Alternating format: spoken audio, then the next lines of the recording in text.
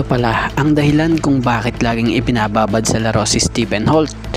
Coach Tim ipinagtanggol sa mga bashers si Stephen Holt matapos ang unang mga naging laro nito sa final series na ito. So wag na nga nating patagalin pa, tara at atin ang talakayin yan.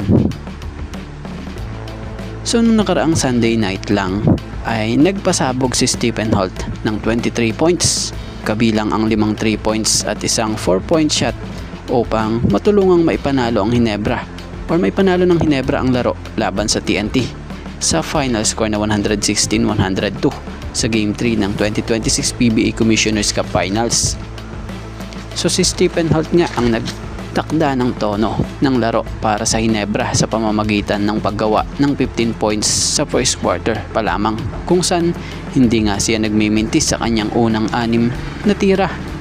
Kaya naman ang panalong ito ay nagbigay sa Ginebra ng 2-1 na bentahe sa serye bago pa ang kanilang susunod na laban. So siya nga pala, after ng game, alam nyo bang may ipinaliwanag si Coach Tim about kay Stephen Holt? So ipinagtanggol nga nitong si Coach Tim itong si Stephen Holt, lalo na sa mga kritiko, sa pamamagitan ng pagbibigay diin na ang naitutulong nito sa team ay lampas sa pag-shoot ng bola o sa pagiging scoring. Batay nga sa pagtatanggol na ginawa nitong si Coach Tim sa mga nababasa or narinig natin sa internet, hindi siya naniniwalang struggling o masama ang laro ni Holt. So matatandaan nyo nung Game 1 and Game 2 finals, dami nga agad ng bash kay Stephen Holt na kesyo ang haba raw ng minuto pero wala naman raw nagagawa. So para nga po sa mga bashers or kritiko, eto po, pakinggan nyo. Para kay Coach Tim, kung titingnan lang ng mga tao si Holt bilang scorer, hindi nila makikita ang kabuuan laro nito. So sa mga hindi nga po nakakaalam, malaki ang papel ni Holt or mahalaga ang kanyang papel dito pagdating sa depensa.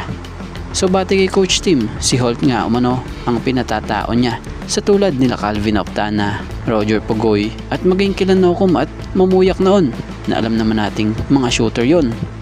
So malinaw na depensa talaga ang isa sa pangunahing ginagawang trabaho talaga nitong si Holt dito sa Ginebra. Kaya naman binigyang puri nga ni Coach Tim ang pagiging leader ni Holt sa court din at ang pagiging willing rin nitong gumawa ng mga sakripisyo tulad ng pagpasa, pag-spread out ng depensa at rebound para manalo ang kupunan.